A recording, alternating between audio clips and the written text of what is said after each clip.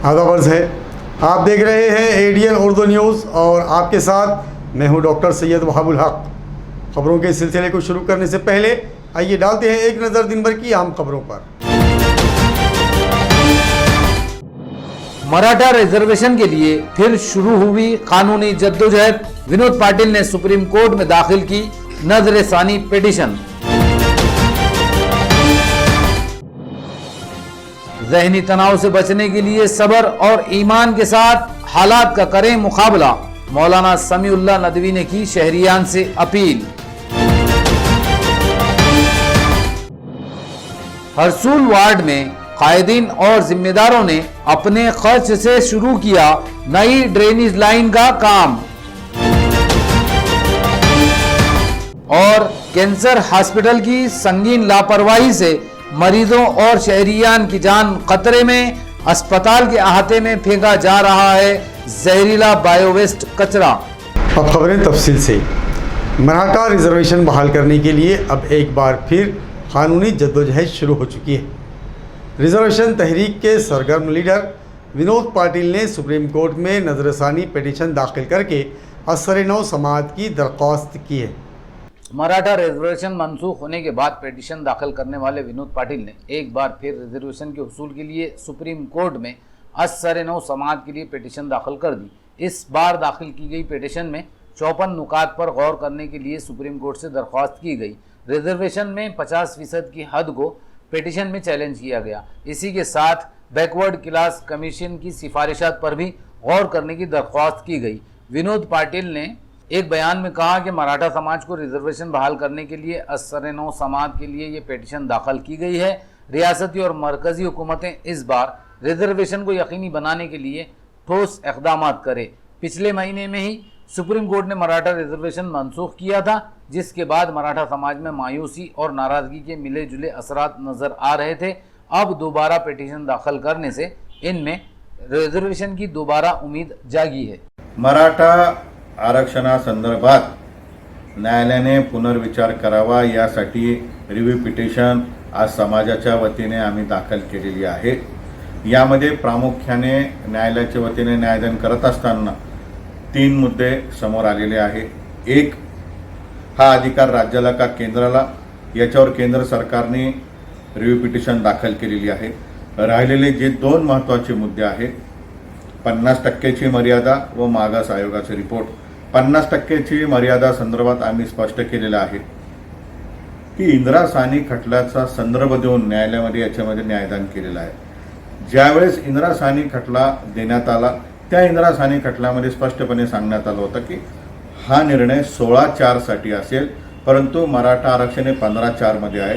त्यामुळे इंदिरा साहनी खटल्याचा संदर्भ कसा काय देता येईल यामध्ये न्यायालयाने पुनर्विचार करावा।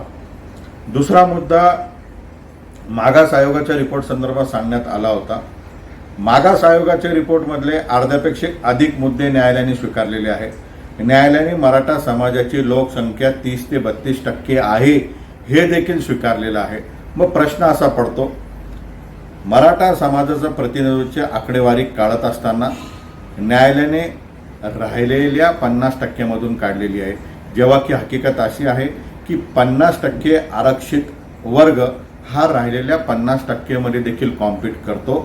त्यामुळे मराठा समाजाचं जे प्रतिनिधित्व आहे ते 100% मधून कॅल्क्युलेट झालं पाहिजे होतं, तसं न होता ते राहिलेल्यामधून झालेलं आहे। याच बरोबरीने मराठा समाजाची लोकसंख्या जर 32% पकडली तर 68% राहिलेल्यांना 68% आरक्षण त्या ठिकाणी मिळतंय, हे देखील चुकीचं आहे। मराठा समाजाला लोकसंख्येप्रमाणे आरक्षण मिळालं पाहिजे यासारखे 54 मुद्दे, वेगवेगळे मुद्दे आम्ही रिव्ह्यू पिटिशनमध्ये टाकलेले आहेत। राज्य सरकारने देखील परवा सांगितलं होतं की आम्ही लवकर रिव्ह्यू पिटिशन करू, त्यांनी देखील तात्काळ रिव्ह्यू पिटिशन दाखल केली पाहिजे आणि मला पूर्ण विश्वास आहे हे मुद्दे जर न्यायालयाने कन्सिडर केले तर 50% मर्यादेचा मुद्दा संपुष्टात येईल। मागास आयोग रिपोर्ट हा जो की मराठा समाजाचा आरसा आहे, यामुळे मराठा आरक्षण टिकवण्यासाठी अतिशय ताकद मिळेल। तेव्हा राज्य सरकारने व केंद्र सरकारने दोघांनी प्रयत्न करावा। आम्ही समाज म्हणून त्या ठिकाणी प्रयत्न करतोय। अजून पुढची तारीख पडलेली नाहीये, तारीख पडल्यावर आम्ही आपल्याला कळवू। कोरोना वबा की दहशत और नुकसानदा पाबंदियों की वजह से लोगों में ज़हनी तनाव बढ़ता जा रहा है।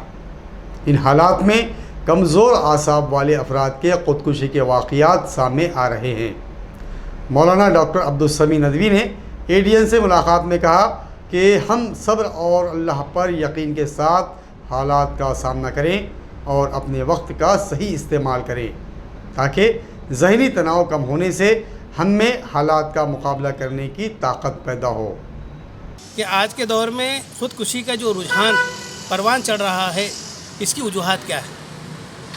आप थोड़ा भी अगर गौर करें तो ख़ुदकुशी के रुझानात में जो इजाफ़ा हो रहा है उसके असबाब पर अगर गौर करें तो सबसे पहला सबब अगर हमको है वो है बेरोज़गारी और बेकारी।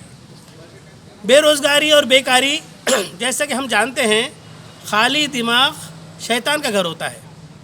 तो ये खाली दिमाग शैतान का घर होना है, इसकी एक बगीन सबूत यह है कि रात की तन्हाई में अकेला जब इंसान होता है तो कोई चीज़ सुझाई नहीं देती है। ऐसी वजह से वो परेशानी में मुब्तला होता है, झंझलाहट का शिकार होता है और उलझनों का शिकार हो जाता है। इसी तरह जो मजबूरी है, परेशानी है, माशी जो तंगी है, परेशानी है, घरेलू जो तनाज़े हैं, मियाँ बीवी में लफड़े हैं, मियाँ बीवी में झगड़े हैं, बाप बेटे की नहीं सुन रहा है, बेटा बाप की नहीं मान रहा है, भाई भाई में झगड़े हो रहे हैं। और ये जो घरेलू जो तनाज़े हैं, घरेलू जो लफड़े और झगड़े हैं, उसकी वजह से दिमाग डिप्रेशन का शिकार हो गया है और ये सोच रहा है कि ये सारे के सारे लफड़ों से, झगड़ों से निजात उसी वक्त होगी जब वो मर जाएगा। जबकि इंसान को मालूम होना चाहिए कि ये ज़िंदगी खुद की नहीं है, ये ऊपर वाले ने दी है और ये ज़िंदगी ऊपर वाले दी अल्लाह की, यानी अपने माबूद की, अपने खुदा की अमानत है और हमारे लिए एक नेमत है। और ये ज़िंदगी को सही कामों में उसी के बताए हुए उसूलों का पालन करते हुए गुजारना चाहिए। अगर कोई इंसान अपने मज़हब के उसूलों का पालन करेगा तो वो ख़ुदकुशी के रुझान से वो दूर रहेगा। बेरोज़गारी और बेकारी और माशी तंगी ये सारी वजूहात हैं और नशे की चीज़ों का इस्तेमाल ये भी ख़ुदकुशी के रुझान में इजाफे का सबब है। इन सारी चीज़ों से आम नौजवानों को दूर रहना चाहिए और मेरा ये कहना है कि जो होगा वो होकर रहेगा, जो होगा वो होकर रहेगा। तू कल की फ़िक्र में आज की खुशी बर्बाद न कर। लोग टेंशन ले रहे हैं कि कल क्या होगा, क्या आएगा, क्या खाएंगे, क्या कमाएंगे, बच्चों को क्या पढ़ाएंगे, बच्चों की फ़ीस क्या देंगे, घर के अखराजात कैसे चलेंगे। ये सारी चीज़ों की तरफ तवज्जो न देते हुए ऊपर वाले ज़ात की तरफ तवज्जो दें और अपने दिन के औक़ात को भी सही कामों में इस्तेमाल करें और दिमाग को भी सही कामों का रुख दें। तो अल्लाह तबारक तआला की ज़ात से उम्मीद है कि वो उसके अंदर जो ख़ुदकुशी का रुझान पैदा हो रहा है वो दूर हो जाएगा और इंसान सही ज़िंदगी गुजारने के लिए आमादा हो जाएगा। बुनियादी सहूलतों से महरूम हरसुल में सहूलतें फराहम करने का काम कारपोरेशन के बजाय ख़ुद यहाँ के कायदीन व ज़िम्मेदारान कर रहे हैं। इस सिलसिले में खुज़ैमा पार्क में नई ड्रेनेज लाइन नस्ब करने के काम का आज इफ्तिताह अमल में आया। हरसुल वार्ड कारपोरेशन के नक्शे में सबसे पहला यानी 1 नंबर वार्ड है, लेकिन बुनियादी सहूलतों की फराहमी के मुकाबले में ये शहर का सबसे आखिरी नंबर का वार्ड नज़र आता है। यहाँ ना पक्के रास्ते हैं, ना वाटर सप्लाई और ड्रेनेज लाइन का कोई नज़्म, जबकि इस वार्ड की आबादी तेज़ी से बढ़ती जा रही है। यहाँ के कायदीन बुनियादी सहूलतों की फराहमी के लिए म्युनिसिपल इंतज़ामिया से मुसलसल नुमाइंदगी करते आ रहे हैं, लेकिन कारपोरेशन यहाँ काम करने के लिए तैयार नहीं। इस वजह से अब इन्होंने खुद अपने वार्ड में बुनियादी सहूलतें फराहम करने का बेड़ा उठाया।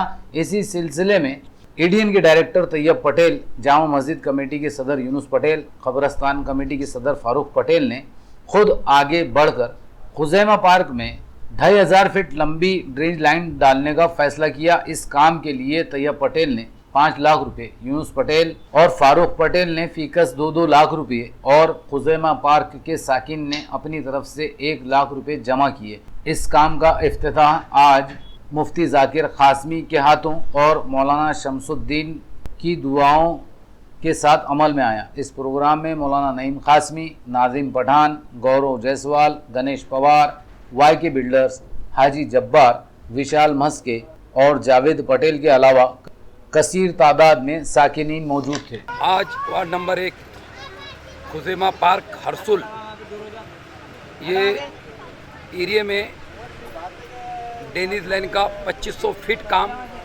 आज चालू किया गया है। हमारे दोस्त तैयब भाई ने 5 लाख रुपए निधि दी है। फारूक पटेल हमारे दोस्त कब्रस्तान हरसुल कमेटी के सदर है, इन्होंने 2 लाख रुपए निधि दी है। मेरे ओर से 2 लाख रुपए निधि मैंने दिया हो। और ये जो बस्ती है खुजेमा पार्क, इस एरिए से महल्ले वालों की तरफ से 1 लाख रुपए निधि दी है। ऐसा मिला के कुल मिला के 10 लाख रुपए का काम ड्रेनेज लाइन का आज चालू किया गया है। इस एरिए के जिम्मेदार और इस खुजेमा मदरसे के नाजिम साहब, जाकिर मुफ्ती साहब के हाथों से और शमशुद्दीन मौलाना इनके हाथों से इसका उद्घाटन किया गया है। घाटी अस्पताल के ब्लड बैंक की अपील पर पहल करते हुए MA फाउंडेशन ने आज दरगाह कंपाउंड सादात नगर में अतिया खून कैंप का इनेकाद किया, जिसमें बड़ी तादाद में नौजवानों ने अपने खून का अतिया दिया। कोरोना के वबाई दौर में तमाम सरकारी व नीम सरकारी अस्पताल मरीजों से भरे हुए थे। इस दौरान ऑपरेशन के लिए खून की ज़रूरत भी काफ़ी बढ़ चुकी है, जबकि कर्फ्यू और पाबंदियों की वजह से अतिया खून कैंप के एहतमाम का सिलसिला बंद हो चुका था। अब हालात बहाल होते ही ब्लड बैंक खून के उसूल के लिए सरगर्म हो चुका है। ब्लड बैंक की दरख्वास्त पर सिलक मिल कॉलोनी रेलवे स्टेशन की रिफाही इदारे MA फाउंडेशन की जानिब से सादात नगर में अतिया खून कैंप का एहतमाम किया गया, जिसमें बड़ी तादाद में नौजवानों ने अपने खून का अतिया दिया।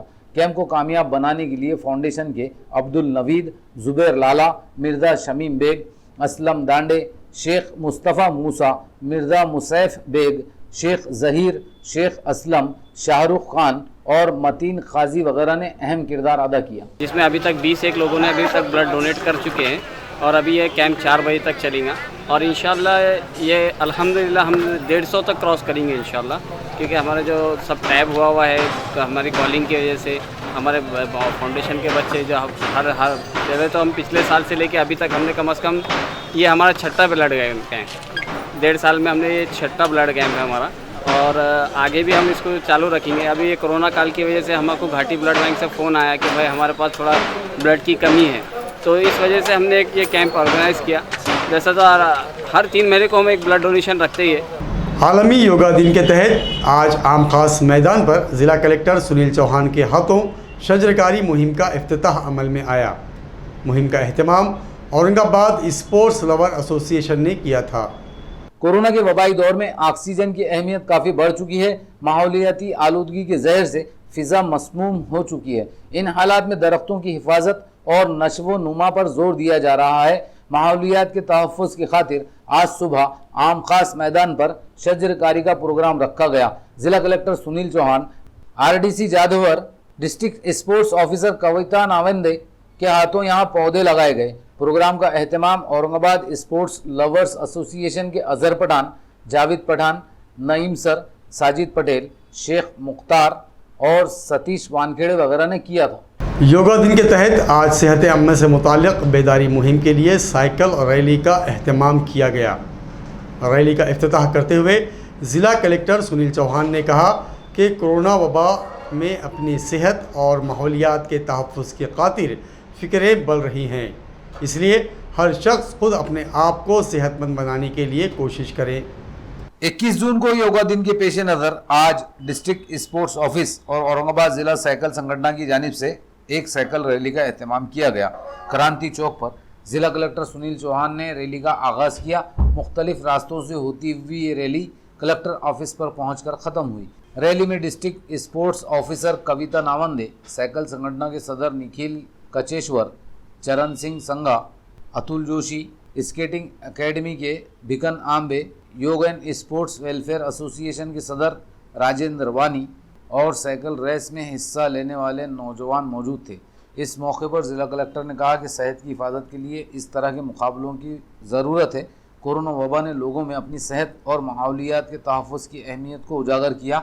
इन हालात में हर एक को अपने अंदर तब्दीली पैदा करके हालात के मुताबिक अपने आप को ढालने की ज़रूरत है, ताकि हम सब सेहतमंद और चुस्त व तवाना रहें। हम गए लगभग 1 साल से कोरोना से जूझते जा रहे थे, लेकिन अभी हमने पूरा शहर और रूरल एरिया सभी लेवल 1 में आने से मुक्त कर दिया है। मेरे नागरिकों से अपील है कि ये जो आज़ादी आपको मिली है इसको स्वयं शासन का इसमें पालन करें। Always wear mask, keep social distancing, use sanitiser. मेरा नारा एक ही है कि अभी थर्ड वेव आने वाली है, ऐसा साइंटिस्ट का अनुमान है।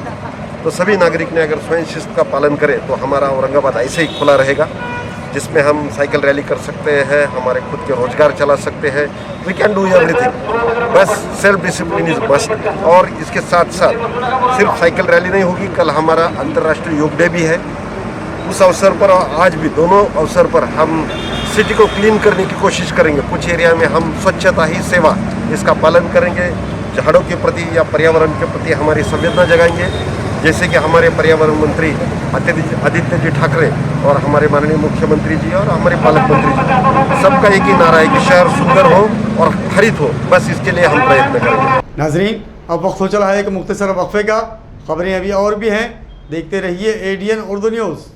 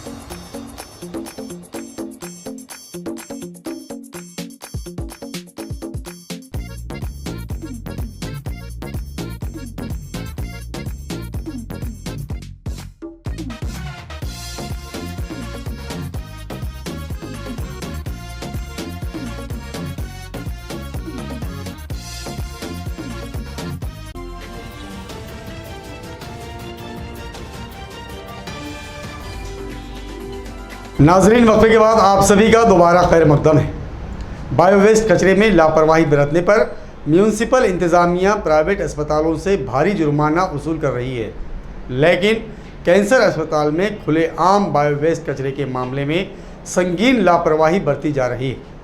कैंसर हॉस्पिटल में जा बजा बायो वेस्ट कचरे के ढेर नज़र आ रहे हैं। म्यूनसिपल कॉरपोरेशन के फ्रेंड्स स्क्वाड को मास्क के अलावा ममनुआ प्लास्टिक बैग की रोकथाम और कचरा फेंकने वाले शहरियान व इदारों के खिलाफ कार्रवाई का इख्तियार दिया गया। अक्सर फ्रेंड्स स्क्वाड की जानिब से सड़कों पर कचरा फेंकने वाले दुकानदारों, बिना मास्क के घूमने वाले शहरियान, बायो वेस्ट कचरा ठिकाने लगाने में लापरवाही बरतने वाले अस्पतालों से जुर्माना, हत्ता के सड़कों पर थूकने वाले शहरियान से भी जुर्माना वसूल किया जा रहा है। लेकिन फ्रेंड्स स्क्वाड ने सरकारी अस्पतालों में खतरनाक बायो वेस्ट कचरे को ठिकाने लगाने में बरती जा रही लापरवाही को यकसर नज़रअंदाज कर दिया है। कैंसर अस्पताल के अहाते में जगह जगह बायो वेस्ट कचरे से भरे बैग लापरवाही से फेंके जा रहे हैं। इनमें मरीजों के इस्तेमाल शुदा कपड़े, सिरिंज, सर्जरी की आलात, जख्मों का मवाद और दीगर गंदगी भरी होती है। ये कचरा इंतहाई जहरीला हो जाता है, लेकिन कैंसर अस्पताल का अमला उसे ठिकाने लगाने में कोई एहतियात नहीं करता, बल्कि अक्सर इस बायो वेस्ट को यहीं जलाकर ठिकाने लगाया जाता है। कैंसर हॉस्पिटल की इस सूरत हाल से पता चलता है कि इंतज़ामिया वाकई शहरियान के सेहत के बारे में किस कदर संजीदा है। लेकिन महानगर पालिका के लोग यहाँ कचरा उठाने के लिए नहीं आते। हम भी लोग जला देते, कभी कभी ताव खाने का भी आता आती, मगर क्या करते, मजबूर है ना। वो बारिश की वजह से जड़ा नहीं, तो जब बारिश नहीं थी तो जब काले पोटले का के हो वहाँ कैंसर हॉस्पिटल की छो। पसमानदा तबकात के लिए मुख्तलिफ ज़मरे के रिजर्वेशन यके बाद दिगरे मनसूख कर दिए गए, जिसके नतीजे में रिजर्वेशन के लिए सरगर्म जमातें अब मुत्तहिद होकर रिजर्वेशन बहाल करने के लिए तहरीकी शुरू कर रही हैं। इसी सिलसिले में आरक्षण हक कृति समिति की रियासतगीर इजलास में गौर व कौस किया गया और अपना हक हासिल करने के लिए रियासतगीर सतह पर मुनज़्ज़म तहरीक चलाने पर जोर दिया गया। गुज़िश्ता महीने रियासती हुकूमत की रिजर्वेशन कमेटी ने सरकारी नौकरियों में तरक्की का रिजर्वेशन ख़त्म कर दिया। इसी अरसे में मुख्तलिफ पसमानदा और पिछड़े तबकात के लिए रिजर्वेशन को भी सुप्रीम कोर्ट ने मुस्तरद किया था।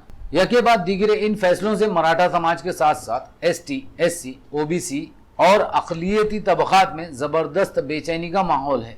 रिजर्वेशन के लिए काम कर रही रियासत की मुख्तलिफ तंजीमों पर मुश्तमिल आरक्षण हक कृति समिति रिजर्वेशन की बहाली के लिए रियासतगीर सतह पर तहरीक चला रही है। इसी सिलसिले में आज कृति समिति की एक अहम meeting institute of engineers railway station road के हॉल में मुनक्कद हुई, जिसमें रियासत भर से नुमाइंदों ने शिरकत की। मीटिंग में रिजर्वेशन की पॉलिसी पर हुकूमत के दोगले रवैये और रिजर्वेशन हासिल करने के लिए चलाई जा रही सियासी व गैर सियासी जमातों के किरदार पर गौर व खौस किया गया।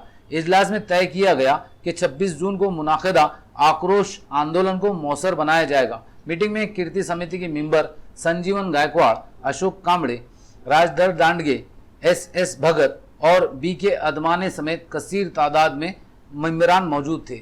मीटिंग के बाद ADN से बात करते हुए संजीवन गायकवाड़ ने मीटिंग की तफसीलात बतलाई। महाराष्ट्र शासनाने मागासवर्गीयांच्या विरोधामध्ये 7/5/2021 रोजी शासन निर्णय काढून मागासवर्गीयांचे 33% जे पदोन्नतीतील आरक्षण आहे ते संपुष्टात आणलं आणि सर्व जागा ह्या खुल्या गटाला देण्याचे निर्णयाद्वारे घोषित केलं। 2017 पासून ते आजपर्यंत जवळपास 80,000 अधिकारी प्रत्येक विभागामधले प्रत्येक डिपार्टमेंटमधले मागासवर्गीय हे पदोन्नती विना सेवानिवृत्त झाले आहेत। हा मागासवर्गीयावर फार मोठा घोर अन्याय आहे। त्याच्या विरोधामध्ये महाराष्ट्र राज्यातील सर्व संघटना अशा जवळपास 121 संघटना एकत्र मिळून आरक्षण हक्क समिती महाराष्ट्र लेवलला स्थापन करण्यात आलेली आहे आणि त्याच्या माध्यमातून वेळोवेळी कलेक्टरकडे, मंत्र्यांकडे, शासनाला, मंत्रालयांना निवेदने देणे आणि घेराव घालणे, आक्रोश मोर्चाचं यावेळेस 26/6/2021 रोजी आक्रोश मोर्चाचं नियोजन करण्यात आलेलं आहे। प्रत्येक जिल्ह्यामधून हा आक्रोश मोर्चा विविध मागण्या घेऊन कलेक्टरना निवेदन सादर करून ते शासनाकडे सादर करणार आहे। मौसम के तब्दीली के साथ ही मानसून के महीने में डेंगू, चिकनगुनिया और मलेरिया जैसी बीमारियों की रोकथाम के लिए कॉरपोरेशन के मलेरिया हेल्थ डिपार्टमेंट ने शहर के हसास इलाकों में मुहिम शुरू की है। मौसम बरसात की इब्तिदा में आम तौर पर डेंगू, मलेरिया, चिकनगुनिया और मुताद्दी अमराज फैलते हैं। इसकी रोकथाम के लिए कॉरपोरेशन के मलेरिया हेल्थ डिपार्टमेंट की जानिब से मुनज़्ज़म पैमाने पर मुहिम जारी है, जिसके तहत जोन नंबर 8, सतारा और देवलई के भगवान बाबा बालिका आश्रम, अनाथ आश्रम, योगेश्वरी आश्रम, आदिवासी हॉस्टल, अपाहिजों के आश्रम, साई मंदिर, पृथ्वीराज नगर वगैरह में जरासीम कश अद्वियात का छिड़काव किया गया। साथ ही BTI पाउडर छिड़का गया। इन इलाकों में ऑप्टिंग स्टिकर और हैंडबिल भी तकसीम किए गए ताकि लोगों में इन अमराज से मुताल्लिक़ बेदारी पैदा हो सके। इसी तरह पानी में पॉमलेट और मच्छर की अफजाइश की जगह को ख़त्म किया गया। ये मुहिम हेल्थ ऑफिसर पारस मुंडलेचा, डॉक्टर राने और KB मोरे की रहनुमाई में चलाई जा रही है। मुहिम को कामयाब करने के लिए malaria surveyor Shaikh Anwar, director Kavita Ghuge, छिड़काव करने वाले अमले के मनोज जगधने, दत्ता पिवड़, राहुल वाकेकर, रामनाथ रोकड़े, भारत वाघ और प्रशांत झामर काम कर रहे हैं। वैजापुर के वाकला देहात में आज एक तेंदुए के मौजूदगी ने सनसनी फैला दी। उसे देखने के लिए लोगों का हुजूम जमा हो गया, लेकिन बिखरे हुए तेंदुए ने उन पर हमला कर दिया, जिसमें 2 अफराद जख्मी हुए हैं। आज सुबह 11 बजे वैजापुर के वाकला देहात में नदी के किनारे घूम रहे तेंदुए पर लोगों की नजर पड़ी। इनकी चीख पुकार पर यहाँ लोगों का हुजूम जमा हो गया। हाथों में लाठी डंडे उठाए लोग तेंदुए के करीब से देखने की कोशिश में आगे बढ़ते रहे। इतना बिखरे हुए तेंदुए ने इन पर हमला कर दिया, जिसमें वाकला के साकिन चंद्रकांत जाधव और बाड़ू शेजवर जख्मी हो गए। इत्तला मिलने पर महकमा जंगलात के अफसरान और गार्ड यहां पहुंचे। इसी तरह शिविर पुलिस थाने से भी पुलिस यहां पहुंच गई। तब तक तेंदुआ खेतों में गायब हो चुका था। जख्मियों को अस्पताल में शरीक किया गया है। तेंदुए की मौजूदगी से वाकला और आसपास के देहातों में एहतियात बरतने की अपील की गई है। कोरोना के असरात कम होने के बावजूद पाबंदियों से तबाह हुए मेहनतकश तबके की मुश्किलात बरकरार है। ऐसे लोगों की मदद के लिए क़याम इंसानियत और कम्युनिटी मुश्तरका तौर पर काम कर रही है। उनकी जानिब से कुछ मुस्तहक़ ख़ानदानों को हर माह पाबंदी से राशन किट फराहम किया जा रहा है। कोरोना वबा की वजह से लॉकडाउन में रफ्तार ज़िंदगी थम चुकी थी। रोज़गार और कारोबार पर ताले लगे हुए थे। इन हालात का सबसे ज़्यादा असर रोज़ मेहनत करके ज़िंदगी गुजारने वाले तबके पर हुआ। हालात मामूल की तरफ तो लौट रहे हैं, इसके बावजूद आज भी ये मेहनतकश रोज़गार ना मिलने से परेशान हैं। इन बदतरीन हालात में इनकी मदद के लिए कम्युनिटी पुलिस और क़याम इंसानियत ने पहल करते हुए ऐसे कुछ ख़ानदानों की जिम्मेदारी ली। इनकी मदद का काम भी शुरू किया गया, जिसमें हर महीने इन ख़ानदानों को राशन किट फराहम किया जा रहा है। इसी के तहत शनिचर को सिद्धार्थ नगर में सब इंस्पेक्टर स्नेहा करेवाल के हाथों गरीब ख़ानदानों में राशन किट तकसीम किए गए। इस मौके पर पुलिस कांस्टेबल गिरजा आंधड़े, सोशल वर्कर राहुल सरोदे, रमेश मगरे, पंकज सकाड़े वगैरह मौजूद थे। खबरों के सिलसिले को ख़त्म करने से पहले आइए डालते हैं फिर से एक नज़र दिन भर की अहम खबरों पर। मराठा रिजर्वेशन के लिए फिर शुरू हुई कानूनी जद्दोजहद। विनोद पाटिल ने सुप्रीम कोर्ट में दाखिल की नजरसानी पिटीशन। ज़हनी तनाव से बचने के लिए सब्र और ईमान के साथ हालात का करें मुकाबला। मौलाना समीउल्लाह नदवी ने की शहरियान से अपील। हरसूल वार्ड में कायदीन और जिम्मेदारों ने अपने खर्च से शुरू किया नई ड्रेनेज लाइन का काम। और कैंसर हॉस्पिटल की संगीन लापरवाही से मरीजों और शहरियान की जान खतरे में। अस्पताल के अहाते में फेंका जा रहा है जहरीला बायोवेस्ट कचरा। नाजरीन, ये थी आज की खबरें। कल फिर मुलाकात होगी नई खबरों के साथ। तब तक अपना ख्याल रखिए और देखते रहिए ADN उर्दू न्यूज़।